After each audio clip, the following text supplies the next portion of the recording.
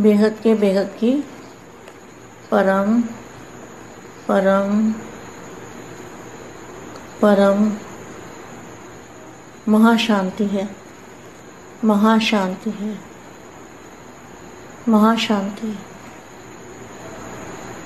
सबसे पहले हम बेहद के दादाजी से कनेक्शन जोड़ेंगे और उनसे लाइट माइंड की किरणें लेंगे। अपनी आत्मा में दादाजी की लाइट माइंड की किरणें अपनी आत्मा के अंदर ग्रहण करेंगे और पावरफुल स्थिति में स्थित होके वाणी सुनेंगे। और 1 सेकंड 2 सेकंड भी अगर दादाजी से कनेक्शन जोड़ा या लाइट माइंड की किरणें दी तो बेहद की शक्ति, बेहद की पावर, बेहद की एनर्जी, बेहद की परम शांति के अधिकारी बनेंगे और विश्व सेवाधारी बनेंगे। बेहद के विश्व सेवाधारी बच्चों को बेहद की विश्व सेवाधारी माँ का दिल से याद प्यार और नमस्ते। 1 सेकंड दादाजी की याद में, 2 सेकंड दादा की याद में स्थित होते हैं।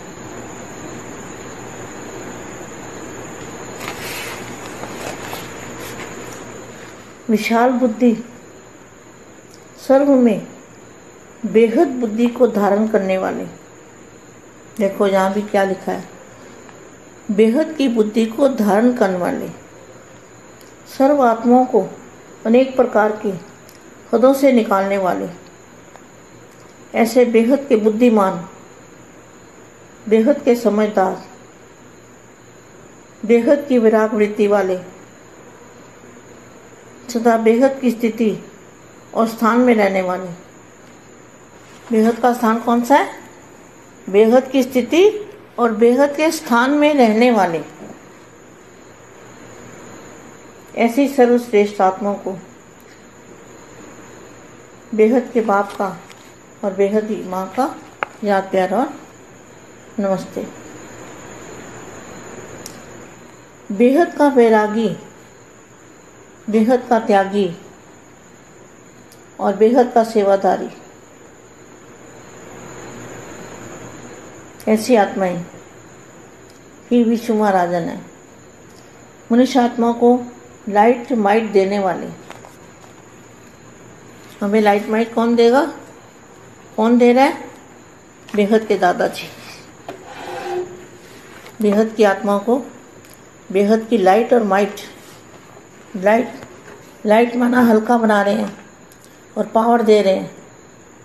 इसको कहेंगे लाइट और माइट। माइट माना पावर, लाइट माने हल्का, एकदम हल्की लाइट, सूक्ष्म लाइट और पावरफुल लाइट।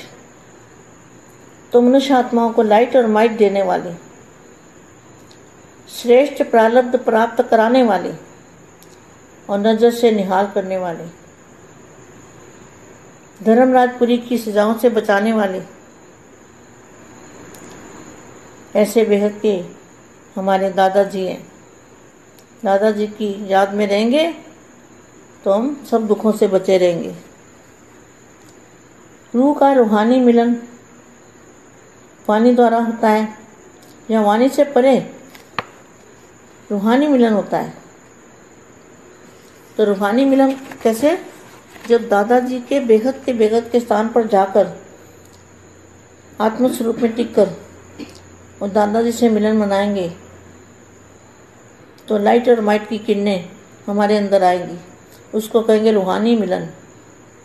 अंतिम स्टेज वाणी से परे 1 सेकंड में रूहानी नज़र की झलक से होती है। रूहानी नज़र कहाँ मिलेगी? बेहद की कला में। जो गाया हुआ है झलक दिखा दो, तो एक झलक भी अगर देख ली बेहद की कला में, अगर बेहद के बच्चों ने एक झलक भी देख ली, झलक, तो कितना कमाल हो जाएगा और कितनी पावर आ जाएगी। उसको कहेंगे रूहानी मिलन। वे नैनों द्वारा मस्तक मणि का गायन है, अंतिम समय नज़र से निहाल करने का ही गायन है। आप हर एक लाइट हाउस और माइट हाउस की स्थिति में होंगे तो एक स्थान पर स्थित होते भी विश्व के चारों ओर अपनी लाइट और माइट देने का कर्तव्य करेंगे। कैसे करेंगे? अगर लाइट और माइट हाउस की स्थिति में होंगे तो चारों ओर अपनी लाइट और माइट देने का कर्तव्य करेंगे। इसमें भी जो बेहद की आत्माएं हैं वो लाइट और माइट हाउस होंगे। क्या बन जाएंगे? लाइट और माइट हाउस। कैसे बनेंगे? वो लाइट की बॉडी होगी। लाइट और माइट हाउस बनने के लिए लाइट की बॉडी बापू जी बनाएंगे। बेहद के दादाजी लाइट की बॉडी कैसे बनेगी? जब लाइट स्वरूप में रहेंगे और बेहद के दादाजी से कनेक्शन जोड़ेंगे तब हमारी लाइट और माइट की किरणें निकलेगी हमारे शरीर में से और हमारी बॉडी कौन सी बनेगी? लाइट और माइट हाउस बनेंगे।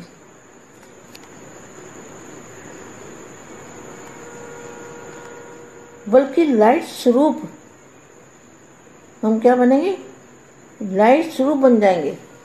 लाइट और माइट हाउस दोनों में अंतर है। लाइट और माइट हाउस में दोनों में अंतर है। जब तक विश्व सेवक नहीं बने हैं तब तक क्या बनते हैं? ये 3 स्टेज को पार करना पड़ता है। पहली स्टेज है 1 सेकंड में बेहद का त्यागी, सोच करते समय गंवाने वाले नहीं, लेकिन झट से और धक से बाप पर बलिहार जाने वाले, बेहद के निरंतर अथक सेवाधारी। और तीसरी बात, सदैव बेहद के वैराग वृत्ति वाले, नष्टमोह की स्टेज वाले, बेहद के त्यागी, बेहद के सेवाधारी और बेहद के वैरागी। इन तीनों स्टेज से पार करने वाले ही बेहद के बच्चे हो सकते हैं। साथ ही अंत में लाइट हाउस और माइट हाउस बन सकते हैं। अपने आप को चेक करो कि तीनों स्टेजेस में से कौन से स्टेज तक पहुंचे हैं। सेम ही सेम के जज बनो।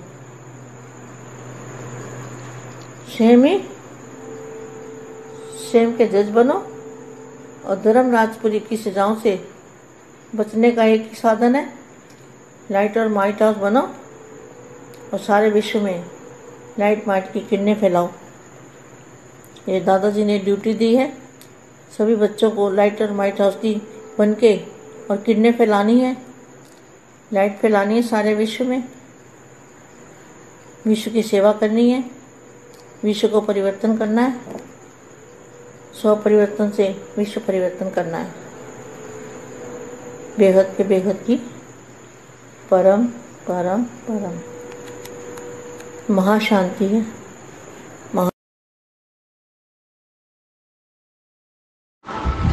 బేహద్ పరం మహాశాంతి.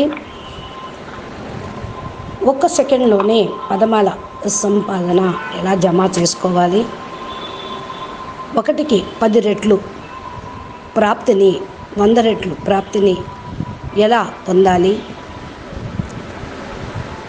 అని బేహద్ పిల్లలకి చెప్తున్న దివ్య సందేశము ఇప్పటి వరకు మీరు హిందీలో విన్నారు. దానికి తెలుగు అనువాదం. बेहद के बेहद परम परम परम महाशांति है, महाशांति है, महाशांति है. బేహద్ మహాశాంతి అనే మాట వినటంతో బేహద్ దాదాజీతోటి ఆత్మస్వరూపంలోనే పవర్ తీసుకుంటూ ఉండండి. ఫస్ట్ అనటము, వినటము, చేయటము. బేహద్ మహాసముద్రంలో బుద్ధితోటి వెళ్ళిపోండి. 1 సెకండ్ కానీ 2 సెకండ్స్ కానీ బేహద్ కళా పరంధామంలోకి దాదాజీ నుండి పవర్ తీసుకుంటూ జ్ఞానం వింటూ ఉండండి. ఏదైతే మా చెప్తూ ఉన్నారో ఇది బేహద్ సంపాదన చేసుకొనుటకు ఉపాయం. మీరు బేహద్దు సంపాదన పొందేవాళ్ళు, చేసుకునేవాళ్ళు. బేహద్దు సంపాదన అంటే ఏంటి? బేహద్దు జ్ఞానం, బేహద్దు విద్య, బేహద్దు యోగం, బేహద్దు సేవ. పదమాల యొక్క సంపాదన దీనిలో వస్తూ ఉంటుంది. మీరు ఎలాంటి పిల్లలు? బేహద్దు పిల్లలు. ప్రతి సెకండు మిమ్మల్ని మీరు దాదాజీ ఎదురుగానే ఆత్మస్వరూపంలో నిలుపుకోండి, ఉండండి, స్థిరం అవ్వండి. పదమాల యొక్క సంపాదనను జమ చేసుకోండి. పదమాల పదమ భాగ్యశాలి ఆత్మలు మీరంతా. ఈ యొక్క సంపాదన చేసుకున్నటువంటి పిల్లలకి బాపు ఎప్పుడు సదా హెల్ప్ చేస్తూనే ఉంటారు. పిల్లలపైన తండ్రికి గర్వంగా కూడా ఉంటుంది, ఇలా సంపాదించుకునేటువంటి ఆత్మలకి అని. ఒక్కొక్క సెకండులో పదమాల సంపాదన జమ చేసుకోండి. మీరు జమ చేసుకోగలుగుతారు. ఏ విధంగా? ఒక సెకండ్లో, ముందు సెకండ్లో, ఒక సెకండ్కి మీరు చేసిన సంకల్పము 10 రెట్లు పెరుగుతూ ఉంది, తర్వాత 100 రెట్లు పెరుగుతుంది, తర్వాత 1000 రెట్లు. ఇలా పదమాల సంపాదన వరకు మీ యొక్క సంకల్పము, మీ యొక్క శక్తి, విశ్వసేవ కోసం మీరు చేసేటువంటి యోగము, కర్మ, ధారణ, ఇవన్నీ కూడా పదమాల సంపాదనను తీసుకొస్తాయి. బేహద్దు దాదాజీ కూడా ఇటువంటి పిల్లల్ని చూస్తే ఖుషి అవుతూ ఉంటారు.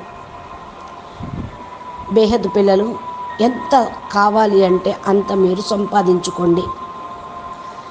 బేహద్దు సముద్రం లోపలికి వెళ్ళిపోండి, మహా జ్ఞాన సముద్రం లోపలికి వెళ్ళిపోండి. మహా పరం ప్రకాశము, పరం శక్తి అనేది లభిస్తూ ఉంటుంది. బేహద్దు సంపాదన చేసుకోండి, బేహద్దు కర్మ చేయండి. ఏదైతే మీరు చేస్తూ ఉన్నారో అన్నీ కూడా అప్పుడు బేహద్దుగా అయిపోతాయి. బేహద్దు ఆలోచన, బేహద్దు కర్మ, బేహద్దు ధారణ, బేహద్దు విద్య, బేహద్దు యోగము, బేహద్దు ప్రాప్తి, ఇవన్నీ కూడా హద్దు నుండి బేహద్దులోకి వెళ్ళిపోతాయి. హద్దు విషయాలు పూర్తిగా మీరు మర్చిపోతారు. చాలా సంపాదన మీరు చేసుకోండి పిల్లలు అని మా చెప్తూ ఉన్నారు. ప్రథమ మరియు అంతిమ పురుషార్థం. నేను పురుషార్థం వరకు నుండి పిల్లలకి నేను చెప్తూ ఉన్నాను. ఏ విధంగా అయినా సరే పిల్లలు పురుషార్థం చేస్తూ ముందుకు వెళ్తారు అని దీనికి సంబంధించిన పాయింట్స్, అవ్యక్తవాణి మహావాక్యాలు, బేహద్ అర్థాలతో మీ యొక్క స్థితిని బేహద్లోకి స్థిరంగా ఉంచుకోవటానికి మార్గాలు చెప్తూ ఉంటాను.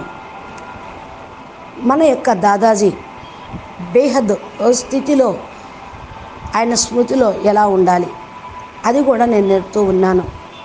ఎప్పుడైతే దాదాజీ తోటి లైట్ హౌస్, మైట్ హౌస్ తోటి, పవర్ హౌస్ తోటి కనెక్షన్ జోడిస్తూ ఉంటారో అప్పుడు మన స్థితి బేహద్లోకి వెళ్ళిపోతుంది. బేహద్ స్థితిగా అయిపోతే మీకు సదా నిరంతరము దాదాజీ యొక్క స్మృతి నిలిచిపోతుంది. యోగం లేకుండా, స్మృతి లేకుండా ఉండలేరు.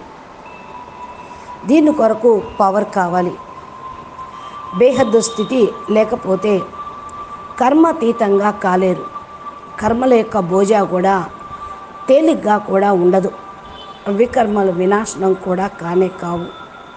ఇప్పుడు ఏం చేయాలి మీరు? బాపూజీ ఏమి చేయిస్తూ ఉన్నారో బేహద్దు పిల్లలతోటి ఎలా ఉండమన్నారో అలా ఉంటూ బేహద్దు సేవ చేస్తూ ఉండటమే. ఈరోజు బేహద్దు బాపు ఎలాంటి బాపు? బేహద్దు బాపు. బేహద్దు బాపు అని ఎవరిని అన్నారు? లేఖరాజు నా, లేక శివ బాబానా? దాదా లేఖరాజు బ్రహ్మ బాబానా బేహద్దు బాప్ అని, లేదా శివ బాబాని అనాలా? వీళ్ళు బేహద్దు ఎలా అయ్యారు? భలే శివుడైనా కూడా ఈ బ్రహ్మాండానికి మాలిక్కే, ఆయన బేహద్దు ఏం కాదు. ఇక బ్రహ్మ బాబా అయితే కేవలం 5,000 సంవత్సరాల క్రితమే కృష్ణుడి రూపంలో వచ్చి జన్మలు తీసుకుంటూ మళ్ళీ ఈ విధంగా ఉండి హద్దులో జ్ఞానాన్ని ప్రచారం చేస్తూ ఉన్నారు. ఆయనకి బేహద్ అంటే కూడా అర్థం తెలియలేదు. బేహద్దు అంటే ఏమిటి? అనంతం, హద్దు లేనటువంటిది. ఆ స్థితిలో స్థిరంగా ఉంటే మీకు బేహద్ బుద్ధి, బేహద్ స్థితి లభిస్తుంది. ఉన్నతమైనటువంటి బుద్ధి, బేహద్ బుద్ధి, బేహద్ దృష్టి లభిస్తుంది. దృష్టి అంటేనే నజర్, దృశ్యము, దృక్పథం. మీ యొక్క దృష్టిలో కూడా, మీ దృక్పథంలో కూడా బేహద్దే కనిపిస్తూ ఉంటుంది. మీ భావంలో, సంకల్పంలో, మీ దృష్టిలో, సంకల్పంలో బేహద్దు వృత్తి అనగా ఆలోచన చేస్తూ చేస్తూ హద్దు వృత్తిలోకి వెళ్ళిపోకుండా బేహద్దులోకి వెళ్ళిపోతారు. బేహద్దు వృత్తిలోకి వెళ్ళిపోతారు. బేహద్దు సేవాదారిగా అవుతారు. ఏం చేయాలి అంటే మళ్ళా ఇలాంటి స్థితిని తయారు చేసుకోవాలి. ఆటోమేటికలీ ఏదైతే సేవ ఉన్నదో మన సేవ అది బేహద్దుగా ఉండాలి. శ్రేష్టమైనటువంటి పిల్లలతోటి సాకార ఆత్మలకు సాకార స్వరూపంగా సాకార వతనంలో ఎంత స్పష్టంగా కనపడుతూ ఉన్నారు బాపు పిల్లలకి. సాకార వతనంలో, సాకార స్వరూపంలో బేహద్దు స్థానం లోపల కలుసుకుంటూ ఉన్నారు. ఎక్కడ బేహద్దు స్థానం ఉంది? ఢిల్లీలో బేహద్దు స్థానం. మళ్ళా ఇక్కడ గుజరాత్లో కూడా బేహద్దు స్థానమే ఉంది. ఈ బేహద్దు స్థానంలో అనగా ఎక్కడ దాదాజీ ఉంటారో అది బేహద్దు స్థానం అవుతుంది. బేహద్దు స్థానము అని రాయబడింది కదా. బేహద్దు స్థానము అంటే ఏదో ఇప్పుడు అర్థం చేసుకోండి. ఒకవేళ ఒక స్థానంలో ఉండి ఏకవచనం ఉపయోగిస్తూ ఉన్నారు అంటే అది బేహద్దు స్థానం అని అనబడదు. కానీ బేహద్దు స్థానము అంటే 2-3 బేహద్దు స్థితులు ఎక్కడైతే బాపూజీ ఉంటారో అక్కడ బేహద్దు స్థానం ఉన్నట్లే. బాపూజీ ఇంట్లో ఉండనియండి, ఆశ్రమంలో ఉండనియండి, ఢిల్లీలో ఉండనియండి, ఆ స్థానం ఎక్కడెక్కడైతే బాపు ఉన్నారో అది బేహద్దు స్థానము. అక్కడక్కడ బేహద్దు స్థానము ఉంది అనగా బేహద్దు స్థుతి సమానము ఉంటుంది. బేహద్దు యొక్క స్మృతి, బాల్యము, వృద్ధాప్యము అనేది 2 ఉన్నాయి. జ్ఞానం మొత్తంలో కూడా ఈ విద్య బేహద్దు విద్య. నలువైపులా ఉన్నటువంటి సృష్టి, అనంత సృష్టి పైనుండి బేహద్దు నుండి అనంతం వరకు ముఖ్యమైన సబ్జెక్టు సారము దీంట్లోనే ఉంది. విషయాలన్నీ కూడా సార రూపంలో బేహద్దు అర్థాలు చెప్పడం జరుగుతుంది. బేహద్దు పిల్లలకు బేహద్దు బాపు బేహద్దు జ్ఞానమే చెప్తారు. బేహద్దు ఇంటిలోకి వెళ్ళాలి కాబట్టి మీరన్నీ బేహద్దు అన్న మాటను పట్టుకోండి. హద్దును వదిలేసి బేహద్దులోకి వెళ్ళిపోండి. అన్నీ బేహద్దే. హద్దు అనేది ఏమీ లేదు, సూక్ష్మం లేదు, స్థూలం లేదు, అంతా మహా బేహద్దుకే బేహద్దు, బేహద్దుకే బేహద్దు. మూల సారం ఇదే. బేహద్దు హై, బేహద్దు బాపు హై, బేహద్దు జ్ఞానము, బేహద్దు ప్రాప్తి, బేహద్దు యోగము, బేహద్దు స్మృతి, బేహద్దు దృష్టి, బేహద్దు సంకల్పం. ఈ బేహద్దు అన్న శబ్దం యొక్క స్వరూపంలో స్థిరంగా కండి. ఇదే ఫస్ట్ మరియు లాస్ట్ పురుషార్థము. మీరు బాప్ లాగా కావాలి అనగా మరుజీవాగా కావాలి. దీన్నే ఆధారంతో దేహము హద్దు నుండి బేహద్దు అలౌకికమైన ఆత్మ దేహంలోకి పరివర్తన కావాలి. అదే ఫరిష్తా స్వరూపం. దేహం యొక్క హద్దు నుండి బేహద్దులోకి దేహీ స్వరూపంలోకి వెళ్ళాలి. దేహీ స్వరూపము అనగా ఆత్మస్వరూపము. దేహం యొక్క హద్దు నుండి బేహద్దులోకి స్వరూపంలోకి స్థిరంగా కావటం, లాస్ట్లో ఫరిష్తా స్వరూపంగా అవ్వటం.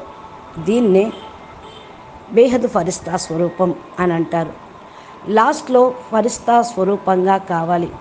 ఫరిష్తా స్వరూపంగా అవ్వటము అంటే సర్వ హద్దులోని రిస్తాలను, సంబంధాలకు అతీతంగా అయ్యి ఫరిష్తాగా కావటం. ఆది మరియు అంతిమ యొక్క పురుషార్థము, ప్రాప్తి ఇదే. ఇదే లక్షణము మరియు ఇదే లక్ష్యం యొక్క స్మృతి సమర్థిగా కావటం. 2 స్వరూపాలు అంటే ఏంటి? ఇది మీకు మహావాక్యం అర్థమయ్యే ఉంటుంది. ధ్యానంలో కూడా ఇదే వినండి, ఈ మాటల్ని స్మృతి చేయండి, ఈ విషయాన్ని పట్టుకొని బేహద్దు ఫరిస్తాగా కండి. ఆది మరియు అంతిమ పురుషార్థంలో కూడా ఇదే ఉన్నది. లక్ష్యము స్మృతి సమర్థిగా ఉంటే, స్మృతి సమర్థిగా ఉంటే, దాదాజీ స్మృతిలో ఉంటూ ఉంటే, సమర్థత వస్తూ ఉంటే స్వరూపంలో తయారు కావాలి. బేహద్దు అంటే ఆది నుండి మొదలుకొని ఇప్పటి వరకు రకరకాల ఏదైతే హద్దు ఉన్నదో పెట్టుకున్నారో వచ్చినవో వాటన్నిటిని దాటుకొని వెళ్ళిపోవాలి. ఈ యొక్క లిస్టు మీకైతే అంత బాగా తెలుసు కాబట్టి ఆ లిస్టు తీయండి. అన్ని హద్దుల్ని దాటుకొని బేహద్దు స్వరూపంలోకి, బేహద్దు ఇంటిలోకి, బేహద్దు ఆత్మస్వరూపంలోకి ఫరిస్తా స్వరూపంగా అయ్యి బేహద్దు స్వరూపంలో, బేహద్దు ఇంటిలో బేహద్దు సేవాదారిగా కండి. ఆలోచన కూడా బేహద్దు ఆలోచనతోటి సేవ చేయాలి. అన్ని హద్దులకు పైకి వెళ్ళిపోయి విజయాన్ని పొందేటువంటి స్థితిని పొందాలి. దీన్నే అంటారు బేహద్దు సేవాదారి. విజయ ప్రాప్తి పొందుటకు ఎవరి యొక్క సహయోగం పొందాలి? హద్దులో దాటుకొని విజయరత్నాలుగా కావాలి. విజయరత్నాలుగా అవ్వటము అంటే అంతిమ కర్మాతీత స్వరూపం యొక్క అనుభూతిని పొందుతాం. హద్దు అనేక రకాల యొక్క బేహద్దు. ఒకే ఒకటి నేను మీకు చెప్తూ ఉన్న ఈ విషయాన్ని సగం వంశావళి అని కాదు, పిల్లలందరూ కూడా బేహద్దు బాపుని దయచేసి ప్రేమ పొందండి, ప్రేమను ఇవ్వండి, ప్రేమించండి, ప్రేమించబడండి. అచ్చా, పరం శాంతి, నమస్తే, ధన్యవాదాలు. बेहद के बेहद परम परम మహాశాంతి హే, మహాశాంతి హే, మహాశాంతి హే. మా ఇచ్చినటువంటి దివ్య సందేశమును ఇప్పుడు మీరు మురళీ రూపంలో ఆడియో తండ్రిది వింటూ ఉన్నారు. అదేవిధంగా మా చెప్పిన దివ్య సందేశం కూడా ఏమిటో మనం తెలుగులో విందాము. నమస్తే, ధన్యవాదాలు, పరం మహాశాంతి.